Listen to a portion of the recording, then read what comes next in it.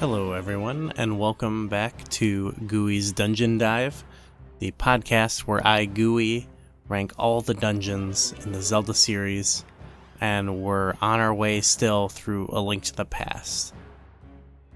Our quest to collect the final pendant to obtain the Master Sword will take us to the top of Death Mountain.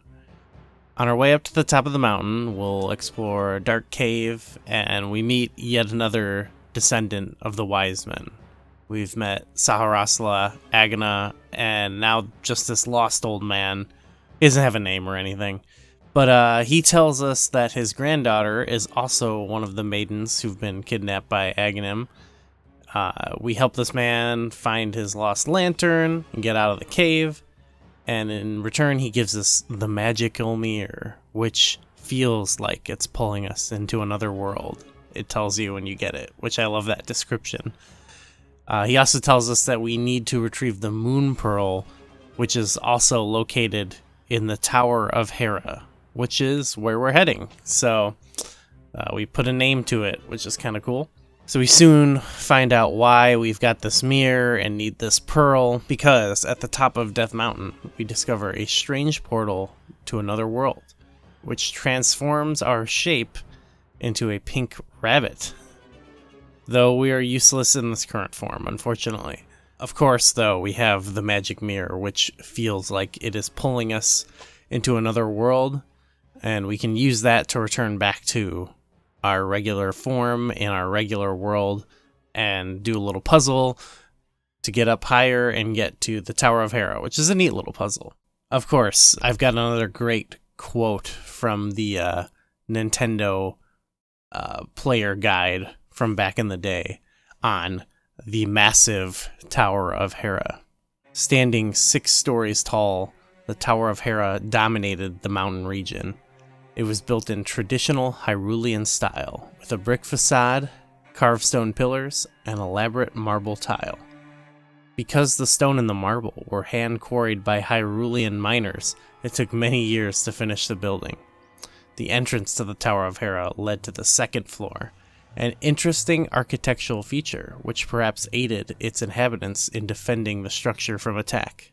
So as the text suggests, the Tower of Hera is, in fact, a tower. And I think it makes great use of this multi-floor gimmick in a way that really no Zelda game has before. Like it said, you do enter at a slightly higher level, and navigationally you have to do some exploring on the lower levels first. But early on in the dungeon, you get the big key early on. Again, we're seeing another specific use here for the big key and like building the tension or like the pacing of the dungeon. Because you get it early on and you have to climb up the tower from that point on. We also get 2 new mechanics here that are going to be heavily employed throughout the game. And obviously this dungeon very heavily. We've got floor switches, which are like these colored switches that turn from blue to red, and as they do, they raise and lower the respective floor tiles, and star tiles, which are another one. And allow me again to quote this player guide, I really like it. The multi-level Tower of Hera was an intimidating structure that had many block barriers controlled by crystal switches. It also had star tiles that suddenly changed the floor plans, sometimes creating pits that claimed many intruders. From the grand foyer, a stairway to the left led down, and another to the right led up to the 3rd floor and beyond. The huge Moldorm, which was not fond of guests, occupied the entire 6th floor. Unexpected pitfalls. The floors of the Tower of Hera were riddled with holes, and people who fell into them disappeared from sight and landed elsewhere in the tower. Some even reported falling several floors and finding fairies in a room that was completely sealed off, and others deliberately jumped in the pits to land in places that they could reach no other way. Stepping on star tiles was known to change the position of some pits. So yes, the dungeon's main mechanic will see us using the crystal switches to raise and lower blocks, blocking our path, stepping on the crystal switches to move holes in the floors to both evade the holes but also use them, kind of in a similar fashion to a couple of the dungeon puzzles in Zelda 2, where we want to fall down to a previous floor to access a new location. This is a great new element to the series. Like, yeah, in my opinion, they incorporated that very well. It gets, I think, we'll see in later games even, this, where you actually have the 3D and are able to see down below. Mechanically, it'll even be stronger, but definitely innovative here. As the quote that I read suggests, there are many ways this happens throughout the dungeon. There's, of course, that secret they mentioned with Fairy Room, but one of my favorite ways to do this is to actually obtain the item, the Moon Pearl.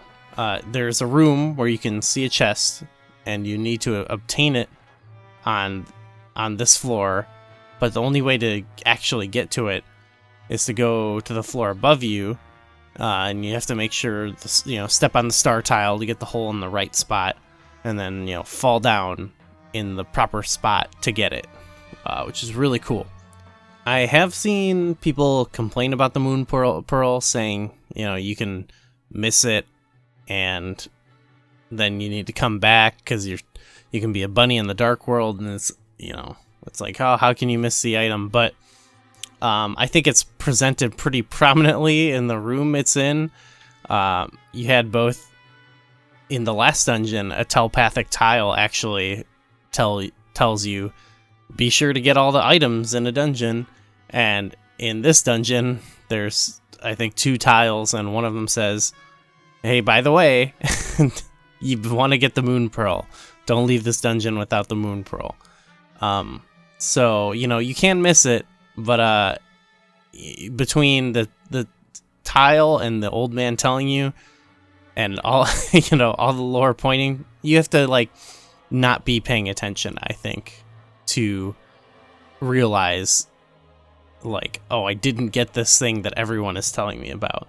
But that's just me. That's just my opinion. Another maybe more annoying example of this falling from the levels mechanic would probably be accidentally falling into the holes. When you're climbing up the tower, you'll encounter all these enemies called hard hat beetles that will knock you back, and they have a lot of health. You can hit them, get bonked back, and you could fall into one of these pitfalls if you're not careful. I think it's making good use of it, tying the mechanic to the enemies itself, but it's nowhere is this element more apparent in the dungeon than against the boss itself, Moldorm. We encounter, there's many mini Moldorms throughout the dungeon, but as the Nintendo Power Player's Guide says, the giant worm-like Moldorm was the king of Tower of Hera. The beast was eager to prove its mastery by hurling any who challenge it down from the precarious platform on the 6th floor. So I like this, the king of the Tower of Hera. We've got all the little mini ones, but he's the king. But I think this is actually a fun fight where you have to dodge the body and hit the tail. I admit it could be frustrating for people who don't like falling down, having to climb back up, and the fight starts over. But there's room, there's a bunch of pots before it if you need to refill on health and try it again. It is a bit frustrating. I think there's probably better Moldorms in the world, but I think this is kind of an iconic fight, kind of classic. But yeah, I wouldn't fault anyone, I guess, if they told me they didn't really like Moldorm, but that's just me.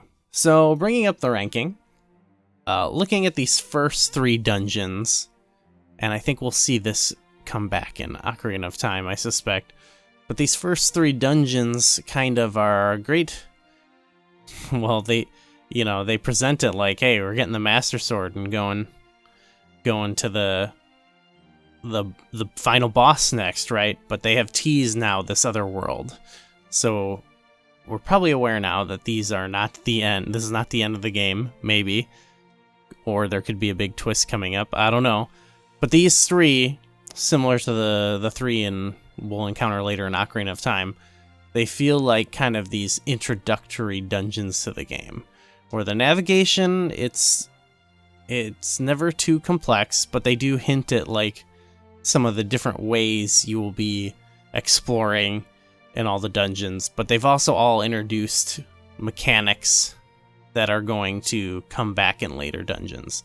Especially with this one, I think like the pits and the floor switches we're going to see a lot, but also maybe some of the more open-ended exploring, like in Desert Palace. So I do think, I only put Desert Palace right above Eastern Palace, and I like Tower of Hera just a little bit more than Desert Palace. But it was hard to place. I almost put it below. I was going back and forth. I love this tower element. It's a little bit more straightforward, a little bit more linear. But I like the kind of the backtracking and poking around in Desert Palace. But I like this one a little bit more. But I do think these 3 dungeons here are kind of a piece. They all kind of work together really well to like lay the foundation for the rest of the game. So we're gonna see, I think, with these later dungeons in the Dark World, kind of ramp up, because some of them I think are gonna easily be in the very top spots of the list. But for now, Tower of Hera, it just sits at number 4 on my list. But we're going to be getting there soon, because we have all 3 Pendants of Virtue, and we're of course going to collect the Master Sword and fight Aghanim. So we're going to be heading back, I believe, to Hyrule Castle. So we're going to be reevaluating the dungeon as a whole and seeing if it'll stay at the top. I got a good feeling about this one. And then after that, in future weeks, we're going to be diving into, I think, some really phenomenal dungeons in the Dark World that are going to probably be, overtaking these top dungeons that we've had. Thanks for following along on the journey, and we'll see you at Hyrule Castle.